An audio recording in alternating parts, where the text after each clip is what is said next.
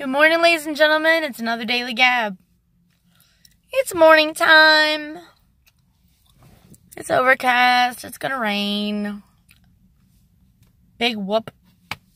But according to some people that are driving, the sky is falling. There's water falling from the sky. We're going to drown.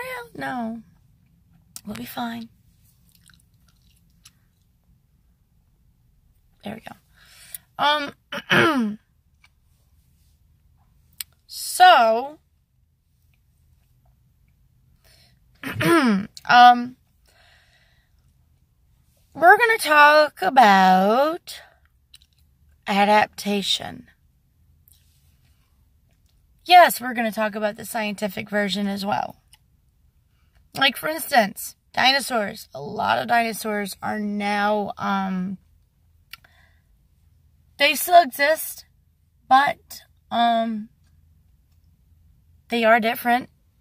They're not what they used to be. Trying to figure out what that is over there. Yeah, okay. Anyways. You notice that a lot of animals, if you look it up on what animals exist today that came from the genetic adaptation from the dinosaurs. Like, for instance, sharks, megalodons. Megalodons were king of the sea, or so we know. There could have been something bigger and badder in the water. Now, in the deep blue ocean, we don't really know all that there is in there. Truly, we don't, and I don't think we ever will. Some things are meant to be a mystery.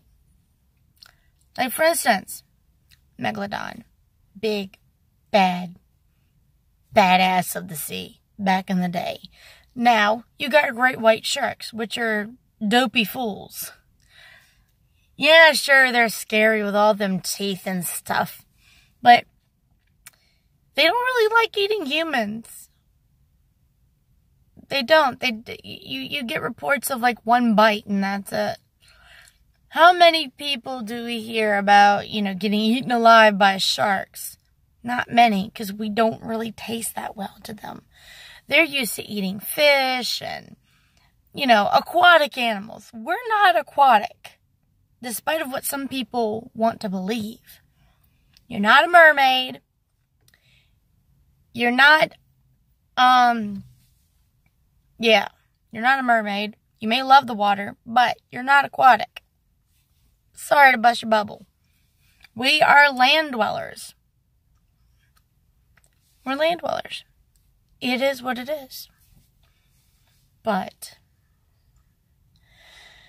other than all that,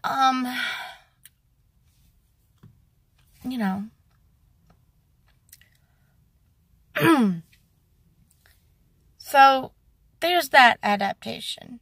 Now, sure, we can adapt by changing our diets. We got people being just straight up carnivores. We got people straight up being vegans. And then you got the middle people. Middle people, meaning the people that don't mind both. So what they do is they eat veggies and meat, and they're just called omnivores. Like pigs. Pigs are omnivorous too. And the reason why pigs are so bad for us is because it's kind of like, look at their diet and look at our diet. Think about it. I won't step on any toes and finish that sentence. I am not vegan. I've tried to be vegan, and I ended up staying sick for over a month. My body was craving iron, and it was craving protein.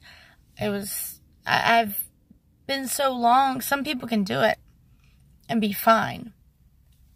But some people can't. And that's just an adaptation. You can't fault anyone for an adaptation. Look at your genetic history. if you come from ancestors that were able to eat a certain diet, you could probably revert back to it, to nuts, berries, and grain, and veggies and fruit. But if you came from a long line of meat eaters like me, see, my father, my mother, my mother's side are mostly omnivorous, and there are some people in the family that have actually been able to switch from, an omnivorous diet to vegan, or they just only eat a certain kind of meat. A lot of people, I don't know what the proper term is for it, they try to be vegan, but they've got a little happy medium of just only eating chicken and seafood. And hey, that's not bad. That was actually the most easiest thing people could get back in the day. Birds and fish. Some people lived in impoverished areas where there was no pigs, no sheep to eat, and no beef. Now, Native Americans were known to eating horse when things got really tough. And I don't recommend horse meat. Tried it. Don't like it. I don't have a taste for it. Buffalo, on the other hand, pretty good. I've eaten weird things like fried rattlesnake. I've eaten guinea pig. It's okay. But other than that, that's as far as I go on the list.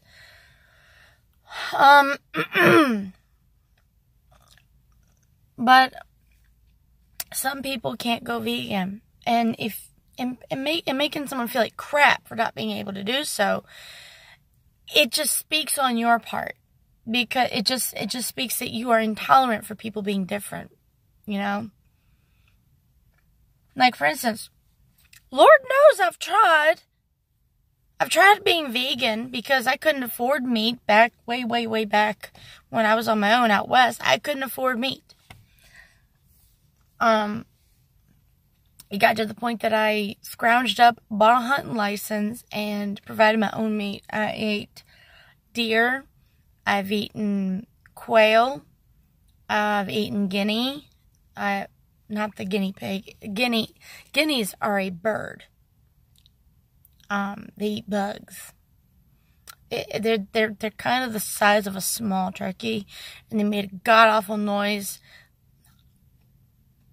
as way of communication. They're loud, and they tear the heck out of tomatoes. So yeah.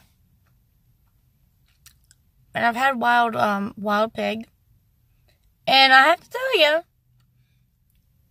if you get something that, is wild, sure, you don't know where it's been, but it's actually not bad. In fact, it's better for you. It's more leaner. It's more meat than fat. But the trick is, the bottom line is I know a lot of people that tried to be vegan. They just can't do it. Their body is has such an aversion to it that, I am against commercial, overcrowded, malpractice farming.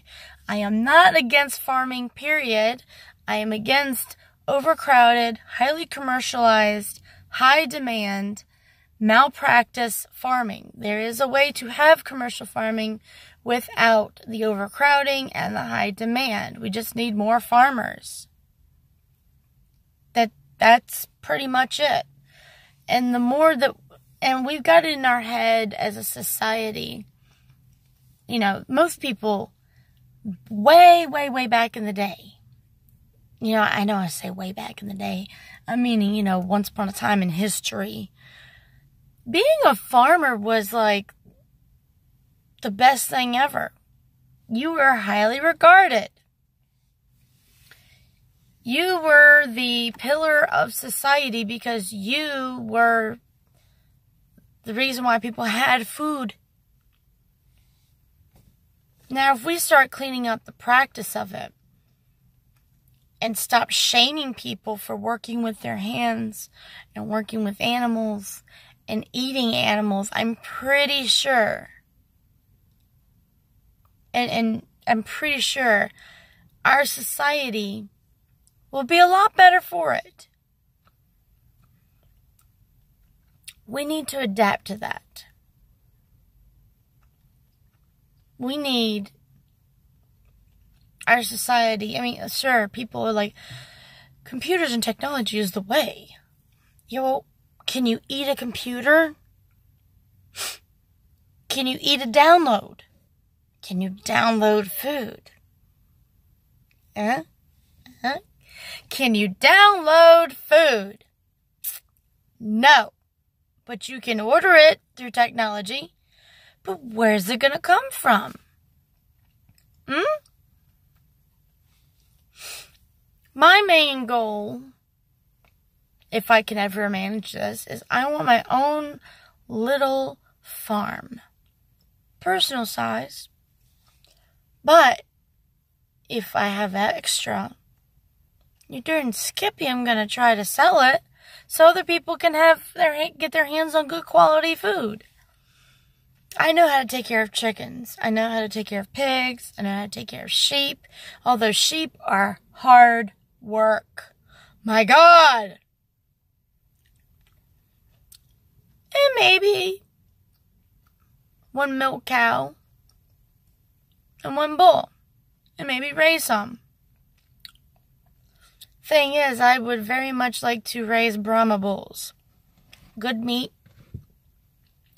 Decent milk. Oh, but what if you get attached to them and you give them a name? It's a circle of life. I'm sorry. Well, would you eat your own dog? No. Dog meat is not that good. Don't ask how I know. Just know that I went to school with a lot of culturally diverse people. And in some cultures, it's okay to eat that. No. It's... Blech. No, I don't have a taste for it. Well, but what if you're starving to death? I would have to be starving to death in order to think of that. And I have faith that my animals would help me out on that. I have a cat that's very intuitive. He actually did bring me a pack of crackers from the pantry when I was really sick. I didn't train him to do that. The cat that I have knows how to say the word mama and hello, open doors, and play fetch, and know what I'm asking for when I say, hey, go get this. He has fetched me toilet paper before when I was stranded. Don't know who taught him that, but thank you. But I don't understand people. There is a branch of PETA that I know for a fact, and I've seen firsthand when I worked with a farmer, an organic free-range farmer, and out west in Oklahoma, where PETA bought this farm. It was a dairy, pork, and sheep farm. And he didn't overcrowd it. The guy that owned the farm before PETA got their hands on it, it was not crowded. It was quite pleasant. In fact, we had a scheduled purchase where we were buying a healthy young steer. And we were going to also buy a few other of his little calves too. When we got there, this happened so fast, buying up the farm, that we were shocked at what we found. Usually there's not a lot of people on the property. We noticed there was a considerable amount. Now, the farmer didn't tell my employer at the time that he was in dire straits.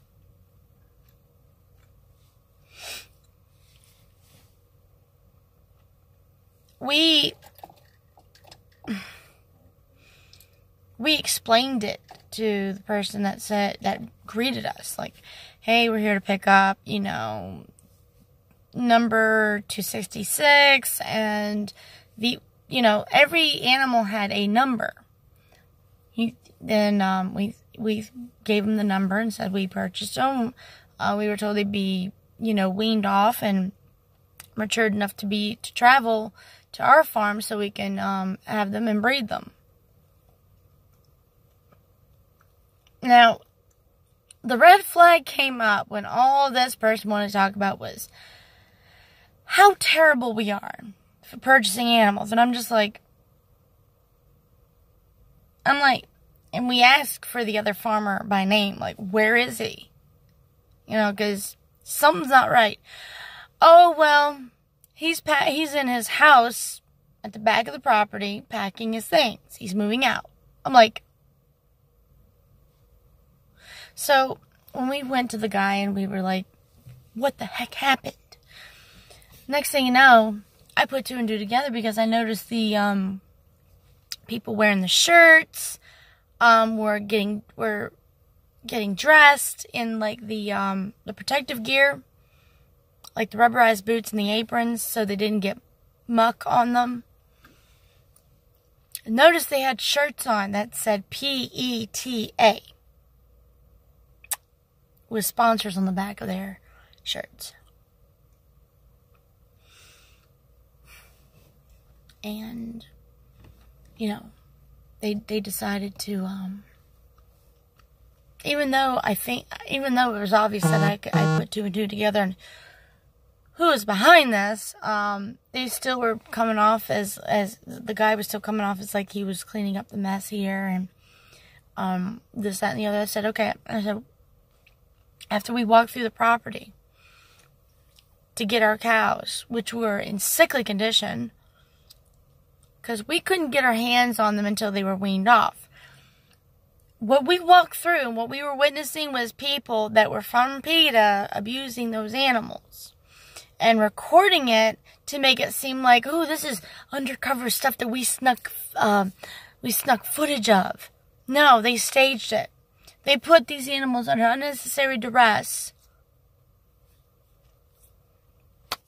just to make a video.